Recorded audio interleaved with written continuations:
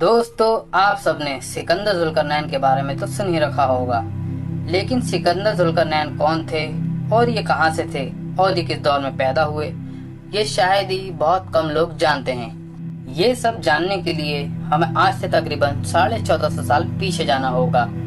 तो वीडियो में आगे बढ़ने से पहले मैं तमाम दोस्तों से गुजारिश करता हूँ कि वो हमारे यूनिक वर्ल्ड के चैनल को सब्सक्राइब कर दें और साथ ही घंटी के बटन को भी दबा दें ताकि हमारी वीडियो की नोटिफिकेशन सबसे पहले आप तक पहुंच सके।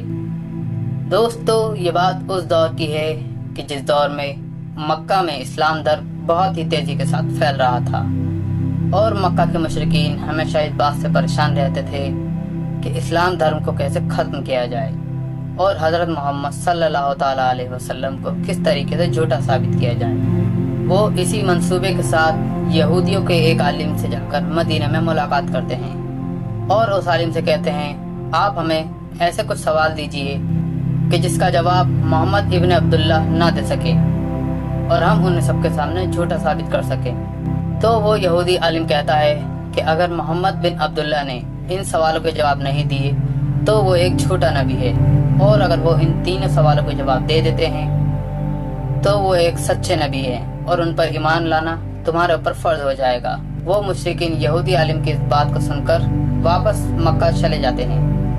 वापस मक्का पहुंचकर वो हजरत मोहम्मद सल्लल्लाहु ताला अलैहि वसल्लम की बारगाह में पेश होते हैं और उनसे वो 3 सवाल करते हैं, जिनमें से एक सवाल था कि वो शख्स कौन है कि जिनने मशरिक से लेकर मगरिब तक अपनी हुकूमत कायम की।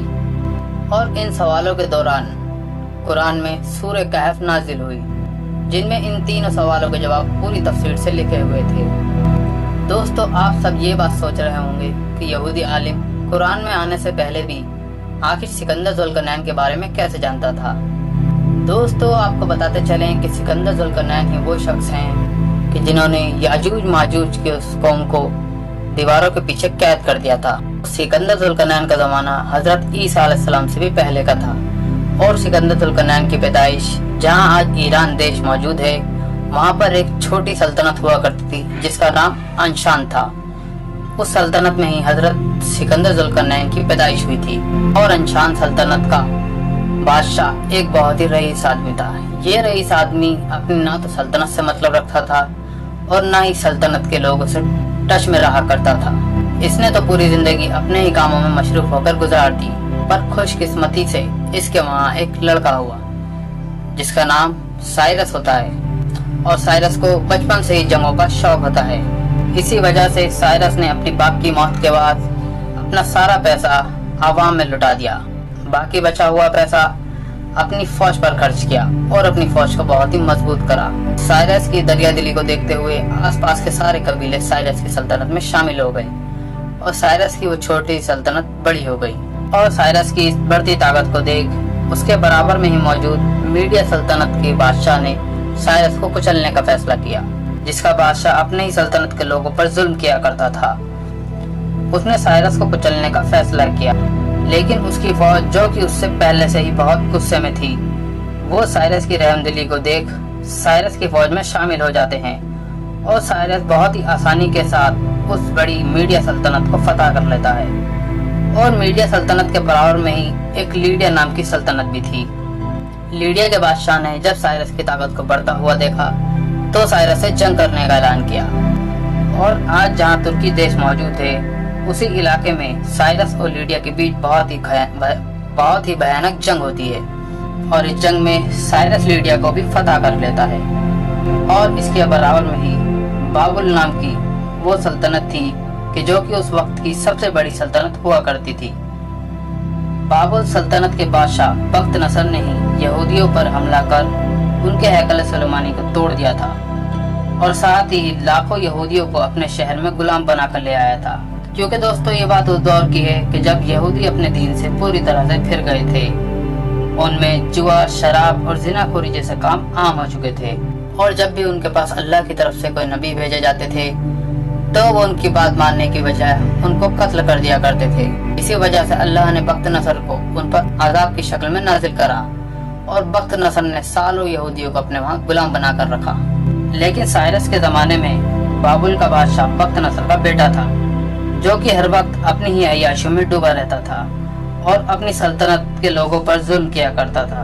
और साइरस की बढ़ती हुई ताकत को देख उसकी सल्तनत के बहुत सारे जो कि उसके करीबी लोग थे, उन्होंने उसको समझाया कि तुम अपनी अय्याशों से और सल्तनत पे जुल्म करने से बाज आ जाओ, वरना एक दिन वो आएगा कि साइरस तुम्हारी सल्तनत को भी फतह कर लेगा। लेकिन इन सब बातों का असर बख्त नसर के बेटे पर नहीं पड़ता है और वो अपनी अय्याशों में लगा रहता है। और एक दिन वो आता है कि जब साइरस बाबुल नाम की उस अजीम सल्तनत के दरवाजे पर दस्तक दे देता है। लेकिन इसके बावजूद बाबुल के बादशाह को कोई फर्क नहीं पड़ता है, क्योंकि वो सोचता था कि मेरी इस अजीम सल्तनत को फतह करना साइरस के लिए नामुमकिन है। बाबुल के लोग जो कि साइरस की दरियादिली के बारे में पहले से ही जानते थे, उन्होंने सल्तनत के अंदर से ही सफेद झंडे दिखा के साइरस को ये बताया कि वो साइरस के साथ है। और साथ ही बाबुल की फौज के बड़े बड़े अफसर साइरस के साथ खुफिया तौर पर मिल जाते हैं। लेकिन इन सब के बावजूद भी बाबुल की सल्तनत को फतह करना साइरस के लिए बहुत मुश्किल पड़ रहा था। तभी साइरस ने एक आइडिया सोचा कि बाबुल की सल्तनत के किले में 2 नहरें जा रही थी। तो साइरस ने उस एक नहर का पानी दूसरी नहर में काट दिया और नहर को सुखाकर उसमें अपने फौजी दौड़ा दिए और किले के अंदर घुस गया, क्योंकि बाबुल सल्तनत की आवाम जिसने पहले ही साइरस को बता दिया था कि वो साइरस के साथ है, तो साइरस को एक इंसान के ऊपर भी तलवार उठाने की जरूरत नहीं पड़ी और उसने बड़े ही प्यार के साथ बाबुल सल्तनत को फतह कर लिया था और यहूदियों को आजाद कराकर उनको उनके मुल्क जाने की इजाजत दे देते हैं। इसी वजह से यहूदी आज भी साइरस यानी कि सिकंदर जुल्करनैन को अपना हीरो मानते हैं। और साइरस ने ही याजूज माजूज को, जो कि लोगों पर जुल्म किया करते थे, उनको लोहे की और तांबे की दीवार बनाकर उसके पीछे हमेशा के लिए कैद कर दिया। सिकंदर जुल्करनैन ने इतनी बड़ी सल्तनत कायम की कि आगे जाकर इंसानी आबादी भी खत्म हो गई थी और इस वजह से वो पूरी दुनिया को फतह करने वाले आदिल बादशाह बने। तो दोस्तों, आज की हम वीडियो को यहीं पर खत्म करते हैं।